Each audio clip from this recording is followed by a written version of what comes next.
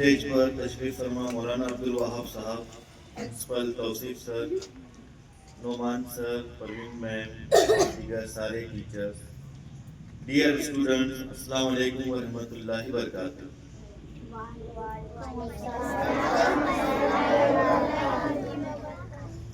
माशाल्लाह आप लोगों ने बहुत अच्छा परफॉर्म किया है। टीचर्स ने आपकी बहुत अच्छे से तैयारी करवाई, बहुत खुशी हुई और बेस्ट से बेस्ट आप परफॉर्म कर सकते हैं। अभी आपके पास में बहुत सारा वक्त है। आपने जितनी भी एक्टिविटी अभी यहाँ पर प्रेजेंट की है सबसे बढ़िया थी, सबसे अच्छी थी, लेकिन इसी एक्टिविटी को और भी बेहतर अंदाज में बनाने की कोशिश करते रहिए। मौलाना अब्दुल वहाब साहब ने यहाँ पर जो है इल्म सीखने के लिए बहुत सारी हदीस बयान की, वाक़ियात सुनाई, है ना। इससे हमको ये पता चलता है टीचर्स को भी स्टूडेंट्स को भी सीखते रहना चाहिए। सीखने के लिए कोई उम्र नहीं रही, इंसान हर उम्र में सीख सकता है। छोटे बच्चे भी सीखते हैं, बड़े लोग भी सीखते हैं। बड़े जो सीखेंगे सीख कर अपने छोटों को यानी स्टूडेंट्स को अपना तजुर्बा उनमें बांटेंगे। आप लोग जो सीखेंगे तो आप क्या करेंगे, बड़े होकर उस पर अमल करेंगे, एक्शन लेंगे। इसलिए सीखना बहुत जरूरी है।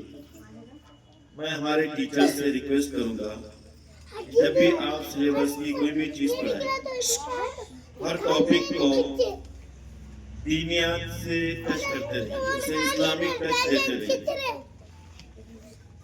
उससे इस्लामिक टच देते रहिए।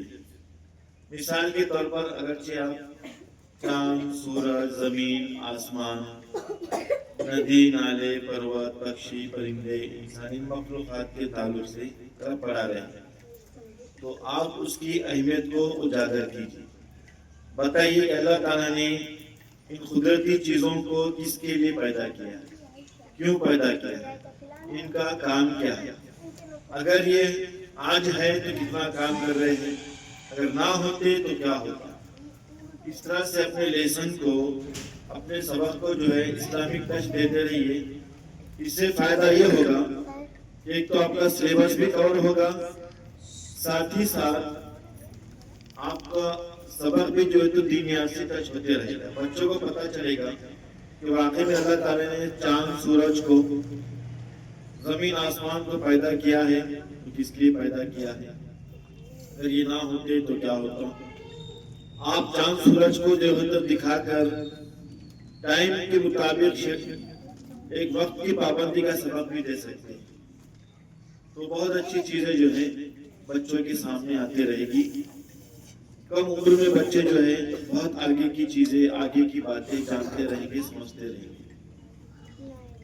दूसरी बात, यहाँ पर आप आज इस मौके पर जमा हुए हैं, आपको पता है इस दिन को किस नाम से पुकारा जाता है। कोई एक स्टूडेंट बताएगा इंग्लिश में किस नाम से पुकारते हैं आप इस दिन को। जनरली हम 26 जनवरी बोलते हैं, लेकिन उसके लिए इंग्लिश में एक वर्ड है, कोई बताएगा। यस बेटा, Republic day. Very good, very nice, clap for him. Republic day 26 को जो डे मनाया जाता है उसे रिपब्लिक डे कहते हैं। रिपब्लिक डे का मतलब होता है कि फिर से दोबारा आजादी मिलना, दोबारा आजादी से जीना और खुले तौर पर जीना। 15 अगस्त जनरली हम बोलते हैं साल में एक और दिन आता है, पूरा हमारा देश मनाता है, पूरा इंडिया मनाता है, उसको बोलते हैं 15 अगस्त। 15 अगस्त के लिए भी एक सिंगल वर्ड यूज किया जाता है। कोई बता सकता है?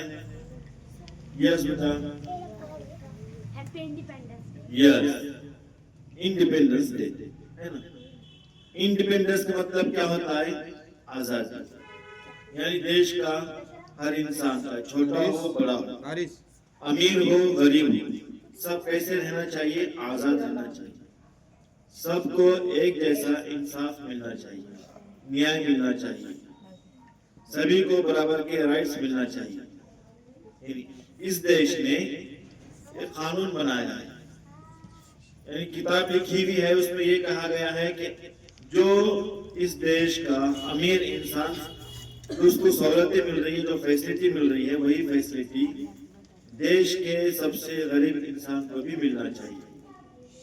यानी न्याय और समानता की बात की गई, यानी बराबरी। हमारी शरीयत में भी, हमारे इस्लाम में भी सबके बराबर की बात की गई है ना। जब हम नमाज पढ़ते हैं, एक सफ में रहते हैं, तो नमाज पढ़ते वक्त में हमारे आसपास में छोटे लोग भी होते हैं, बड़े भी होते हैं, छोटे बच्चे भी होते हैं, जवान भी होते हैं, बुजुर्ग भी होते हैं। बिजनेस के तौर पर छोटे दुकानदार भी होते हैं, बड़े दुकानदार भी होते हैं, बड़े बड़े बिजनेसमैन भी होते हैं। तो वहां पर कोई ऊंच नीच नहीं रहता। ऐसा नहीं होता कि छोटे दुकानदार पीछे खड़े हो जाना, बहुत कम छोटे बच्चों को पीछे किया जाता है, लेकिन बहुत बड़े बच्चों को जो है तो बराबर जो है लाइन में किया जाता है। यानी इस्लाम ने, शरीयत ने हमको बराबरी का हक दिया है। वही हक जो है हमारे देश में संविधान ने हमको दिया है। हमारे मुल्क में भी ना कोई छोटा है ना बड़ा है, सबको बराबर के राइट्स हैं। तो आज रिपब्लिक डे है, अब इसको बहुत अच्छे से एंजॉय कीजिए। बहुत अच्छे से जो है आपने जो एक्टिविटी की है, घर पर जाकर भी उस एक्टिविटी को जारी रखिए। स्कूल में भी बार बार जो है उस एक्टिविटी को आप करते रहिए। आने वाली आपकी जो गैदरिंग है, सारी एक्टिविटी आपको उस मौके पर फिर दोबारा प्रेजेंट करना है, ठीक है। तो मौलाना अब्दुल वहाब साहब ने आपके सामने जो बात बयान की है कि आपके स्कूल का नाम क्या है? इकरा पब्लिक स्कूल है ना, यानी इकरा, उसमें ये वर्ड आया है। अभी मौलाना साहब ने हमको बताया है कि कुरान की जो पहली आयत है वो भी इकरा के नाम से शुरू हुई है, यानी उसका भी मतलब होता है पढ़।